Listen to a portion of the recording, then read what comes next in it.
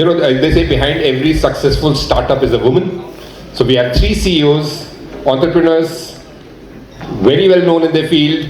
Those of you who are into defense would have at least heard of them, if not seen them. This was supposed to be moderated by Dr. Tara Karta, but she had, because of the late time, she had to go for a TV interview, and Bhavna, using her woman part, told me to step in. So this will be a very different session. We will not be talking about drones. We will not be talking about drone components. We will not be talking about motors. So let's talk about you. So we'll start with giving each of you, because all of you have got into fields which are, and I'm not being misogynistic or anything of that kind. I'm not saying for a woman, even for anybody. You are into niche fields which not many people are in, right? So that would have been a very, very fascinating journey. The fact that you're all women and women of substance is just additional. But the point is, you're people of substance, right? You're all trailblazers in your own right. And I think that's something, so to begin with, let's give them a big round of applause. So we'll start with Dr. Rashi Mehrotra. So if you see that photograph there, it's not her. So because somebody must have Googled and they found somebody with that name, so now you know what the real Dr. Rashi looks like. For those who don't know her, everybody would have heard about, there are only 2 companies in India, I think, who are working in underwater domain awareness. Yours is one of them. You were an IDEX winner a long time back. And you are one of the 3 companies, Indian companies, who won the INDESX challenge. So you're simultaneously developing for the Indian and the US Navy the underwater sensors. And I believe your phase 4 is over and you're on the verge of your trials, which will happen in the next few months. Yeah. So how's the journey been? The journey was, very challenging. So, good evening, everyone. And I thank Bharat Drone Manthan 3 and PhD to give me this opportunity to speak about vision to action, deep tech. And by profession, I'm a researcher and a scientist. But I always dreamt to be a fighter pilot. So since the beginning of my career, I did my engineering, and thereafter I earned my PhD in electrical engineering, working outside in Germany. I came back to India thinking of working in the deep tech research, coming back to India and serve my country and making a deployable product for Indian Navy. So previously, working on the PhD part, I was working on signal processing and underwater signal processing and doing some research in the lab. And after that, we got the idea of having this defense startup and working for Indian Navy. We did some 7 to 8 years of research in underwater sensors. And in my previous, I just want to quote, in my previous panel discussion, somebody was talking about the pipeline. I think Mr. Akshat was talking about the pipeline. So evaluating a defense startup, a drone-based startup or an underwater startup, who has to do not the research and the product only made in the lab, but has to do the trials in the sea, up to the depth of maybe more than 200 meter and 300 meter, going into the sea and deploying your product. And every 10 meters is 1 ATAR, right?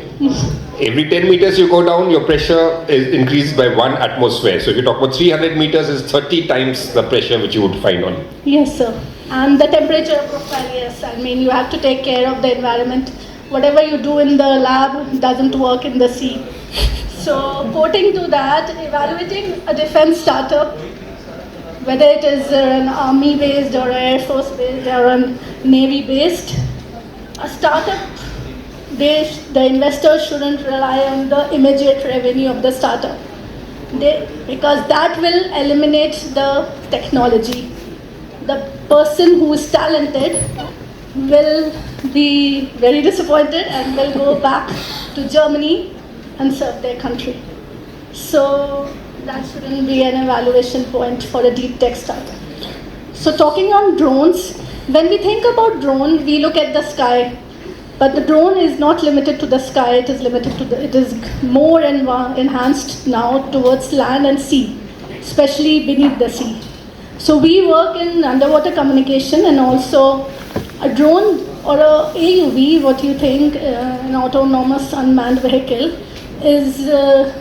has limited application when there is no sensing applied to it. So we have made an indigenous underwater sensors and did some sea trials up to 100 to 200 meters of depth of sea, going into the sea with the fishermen on the boat. So I was more encouraged going to the sea, that it was the first time for me to do the trials in the Bay of Bengal and the Arabian Sea. That was it was very challenging, but we were aware of the idea that without that, our product, which has now been looked for the RFI by the Indian Navy, is being deployed by them at the harbor, for the harbor defense. So talking about that, after coming back from Germany, as I mentioned, my role in the company is Director R&D. So we have to take deep tech research, and we work on signal processing and artificial intelligence and the electronics part. So my say to today's women and the students who are coming up. So a few days back, I was giving some career counseling to the Amity school students about this 11th, 12th, about this career. So my giveaway to this lot is that you should work more on the hardware side on your research, and more on the go to the field and do the trials. Because if you have a defense startup, it is only about the field. Military works in the field, they don't work in the lab. So that is my takeaway and giveaway to the women entrepreneurs. And you haven't told us your company's name yet, ma'am. Yeah, so AI Caros, yeah, so my company name is AI Nice play on Caros words. Limited, and we work in underwater signal processing. And as sir mentioned, we are also winner of one of the US Navy challenge, which is underwater communication, making some hardware which has to be deployed on the submarine. And again, the fitment and the other drawings, these are the challenges from the requirement and the user side. So as I mentioned, that the immediate revenue can eliminate the valuable technology. So you have to work very closely with the user, because the user can only provide you the application. You have the research, you have the knowledge, you have the idea, you have the innovation. But without user, you don't know what your product is important for. So at the end, I would read few lines which I have written for my young entrepreneurs. So you have to build some strong fundamental and do the real programmable and real world problem, and do some hardware on the stuff which you have to do in the field trials, and do the research across all the disciplines. Not only sticking to just one line of research, you have to do some research on the multidisciplinary department. So that's my giveaway to the young entrepreneurs. Thank you for covering that. And I love the line which he said, that what works in a lab might not work at sea. Those who've known me in the Navy, I never worked at sea, but I do work in a lab once in a while. Okay, jokes apart, the next one, we have somebody fresh out of college, but the CEO of a company which is making PCB motors. I don't know how many of you visited the stall over there, but all of you who've been stuck to the auditorium might have noticed that the A chief mentioned only one firm, where he said that people are miniaturizing it and making PCB motors. So she's the CEO of that firm. She's rather nervous. She says it's the first time she's going on stage. But I think you let your work speak, and your work has spoken louder than anything else. So how about telling us your life story? How did you get into this? And you just about got into this, right? Okay. So they are making PCB motors. You got orders already from washing machine companies, AC companies, fans, everything. Not yet moved into defense. Just about getting into defense and custom making motors for drones. So the advantages of that, how did you get into it? How did you get into the, strike onto the idea? The floor is yours. So, first of all, thank you so much, sir, for giving me this opportunity. It means a lot to me. And about myself, I won't talk much about myself because I think... No, we want to hear about you. Everybody's seen your product. Okay, so see, I'm not an any actor or celebrity person, so I think most of people are not interested to know much about. Okay, about your motors then. Okay, so coming back to my story, I belong from Bihar, a small town called East Champaran. You must have heard about Champaran. Mahatma Gandhi started his first satyagraha from there, and somehow I managed to go to the engineering college thanks to my mother. And after completing my BTech in electronics, I started my career in Vivo Electronics. But when COVID hit, everyone's lives changed. Everyone planned a lot of different things. I was also fed up with my job, and I always planned one day I will do something of my own. It can be anything. It was not like I will make any technology, or I just wanted to create a business and I wanted to lead the business. So I want to give the credit for this Airbuddy Aerospace Private Limited, the PCB motor, to my partner Vibhuti Rajput. It was his idea, and thank you so much. Is Vibhuti around? Yes, Vibhuti is right there sitting. So it was his idea, and thank you so much. So Vibhuti is again somebody, he's not on stage, but I need to tell you about him. He's ex-NDA, Alpha Squadron. Which course?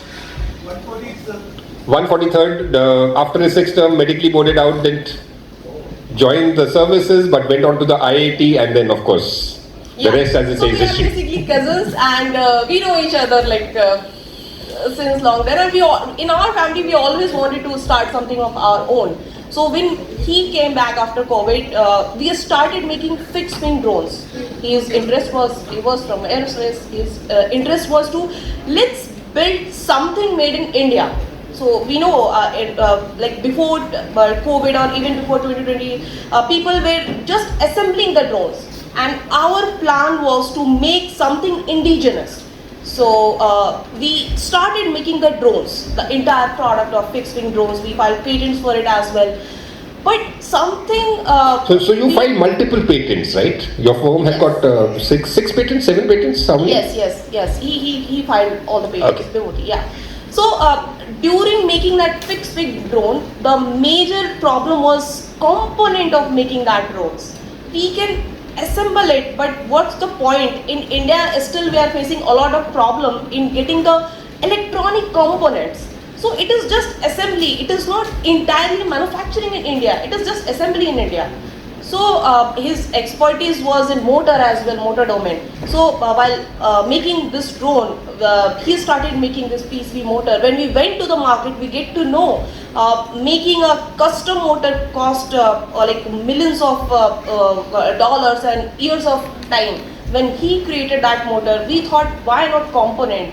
Why the entire product? So your motor can be made, it can be customized in less than 7 days to the exact specifications, and you don't need volumes, you don't need numbers. Yes. How much saving do you get in the raw material, the copper, the magnets, and weight? Copper, we are reducing somewhere around 60 to 65% of copper, which is getting used in current winded motors. Mm-hmm. Apart from that, we are reducing somewhere around 50% of CO2 emission as well, because we are reducing the copper quantity. Apart from that, we are trying to make the entire motor indigenous. I mean, no component import from China. So still in motor domain, we can see a lot of components are coming from outside, and we don't want that. So when you started making the drones, you realized that the motors were not available, so you decided to make the motors. Yes, exactly. And once we made the motor, we flew our drone. We thought let's go with the motor. So the next speaker is also somebody who realized that the props were not being made, so she said, let's make the props. Right? Yes. The propellers. Anyway. So I think she needs no introduction. She was there in one of the panels also. So should we hand over the mic? She's been quite a regular speaker in various seminars, and I will not ask you about your product because that's well known. You've been speaking all along. But how about you?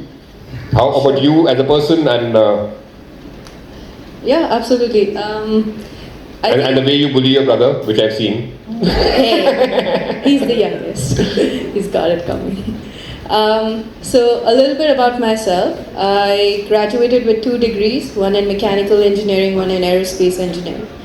I'm a through and through aerospace enthusiast. Ever since I could recognize better, I knew this is something I wanted to do from the get-go. I also got licensed as a pilot. That was my first dream, fulfilled it. And honestly, I think for me, a lot of the trailblazing started out a lot earlier. When I was 9 years old, I pitched to my mom that I wanted to go to a boarding school. And then she tag teamed with my cousin and her mom to pitch to my dad that I wanted to go to a boarding school. And my dad, unlike other... So which one did you go to finally? I went to Welland. Oh yes, I remember that, you told me. At the time, it was one of the hardest things to get through, but one of the things that stayed with me all through this time, my dad is like, if you're going to do something, be the best at it, or don't do it at all. You can't, mediocrity doesn't get you anywhere. Do it the best that you can. And I think that stayed because all the summers going forward, I kind of stayed at his factory and kind of learned manufacturing end to end, or what it means to do anything metallurgy, metal-based, glass, rubber, wood. I kind of grew up with that as a constant over summers and something I looked forward to.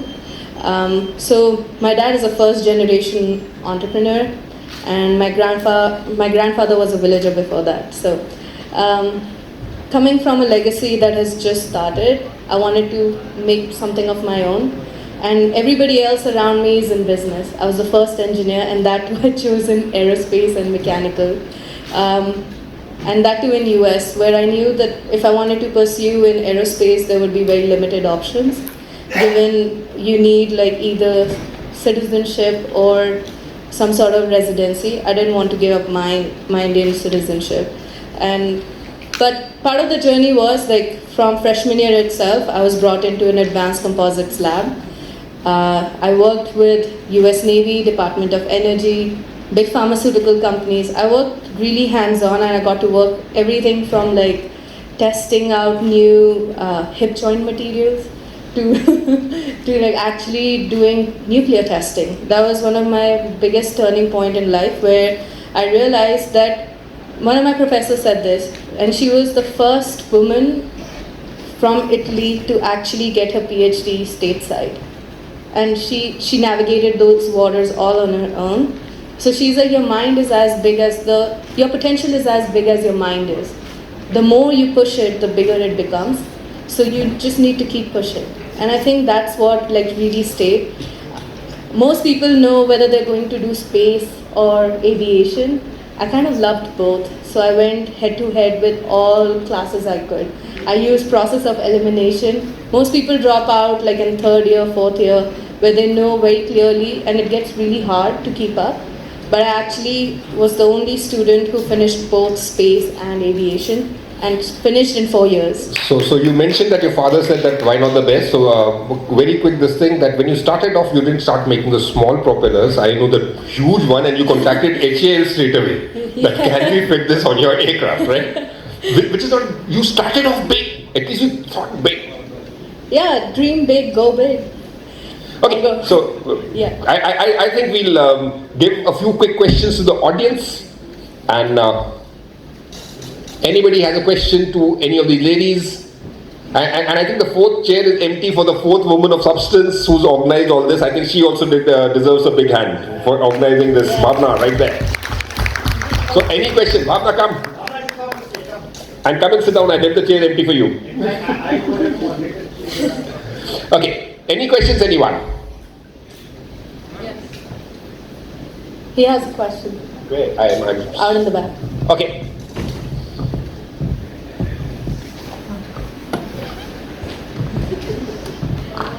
I wanted to add one thing though. Yeah. So one of the things I've done differently in my own startup is I have a manufacturing floor which is 80-20, 80% women and 20% men. One other thing is what I wanted to change, and I ran it as an experiment to be honest. Like I wanted to see how far we could take it. So I hired we were on the outskirts, our first facility in Bangalore was on the outskirts. So I hired women from nearby villages, broke down the steps that we had so that they could just repeat it. And honestly, I think a lot of validation that comes from building in tech is being able to see something tangible. And I saw that kind of reflect in the work these women were doing. And what that brought me to is that if you break down the processes enough, which are complex, but I think one of the part of the vision that I seek or like a lot of us seek is that we want to employ as many people as we can. And we want India to be in a forefront of a lot of different things. So this effort was to actually mobilize a lot of the women who would deter from like engaging in manufacturing floor or for whatever reasons that the taboo that it carries. And I wanted them to break that. So we worked around their kids' schedule, we worked around their lunch, morning hours. But something beautiful that came out of it, they all became friends. And a lot of the takeaway was that given the right tools, you cannot distinguish the work they have done and versus the skilled labor I had hired. And I reached that point where I realized that given the right tools, everybody has a lot to prove. No, I'm sure they did better work, so you can't distinguish. You said 80-20, in our house it's 75-25. I've got my wife and two daughters and they say 75%, I'm just 25%. But let's go to the question.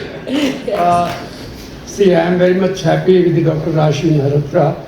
See, this is S.V. Sharma. I am a graduate in chemical engineering and PG in business administration in information technology and marketing. Retired as a government official. My question is, see, you did PhD in electrical engineering. Now the question is, when you go inside the sea, you need some radiations and sensors. So how do you convert it to electrical to different thing? Yeah, so you're asking the very basic question and fundamental question. We have this knowledge of how to convert the digital to analog to digital, and we have this knowledge of how to convert the digital to electrical signal.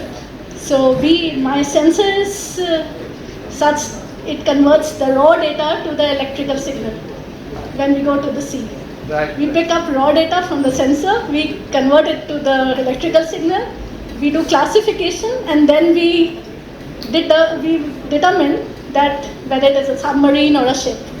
And at amazing We do all ranges. these things. Really And at wonderful. amazing ranges.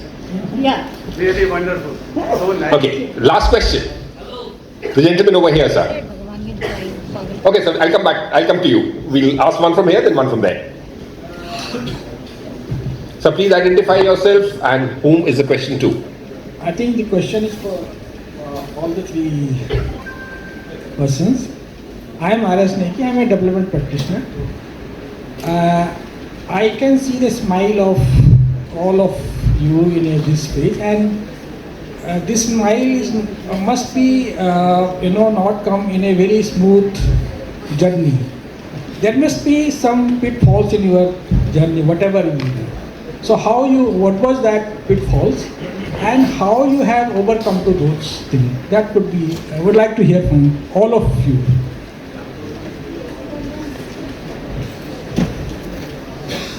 So I really want to appreciate her story. That was a story I wanted to quote. It's the same story of the Titan, because they took all the men in the company, and then somebody from the research team was a woman, and she said, why not take the women? Because they had to put some minute particles on the watch backside. So women can only separate a pebble from a lantern. So then they recruited all the women who were the villagers. From the village side, they went to, I think they set up their manufacturing in Tamil Nadu, and then they did this. So yeah. So coming back to the question, thank you for the question, sir. So as I mentioned, military and the defense startup cannot rely on the lab and the research. You have to go to the field, and without going to the field, your product is not proved. So when we went to the sea, as sir mentioned, underwater domain is very challenging. As you go layer by layer in underwater, the temperature changes and the speed profile changes. So the environment and the multipath and many other technical parameters were very challenging for us, but we knew how to overcome those challenges and make it more optimized. So yeah, there were many challenges. Alisha. Trials. So everyone has a different challenges according to like where they have raised and how they have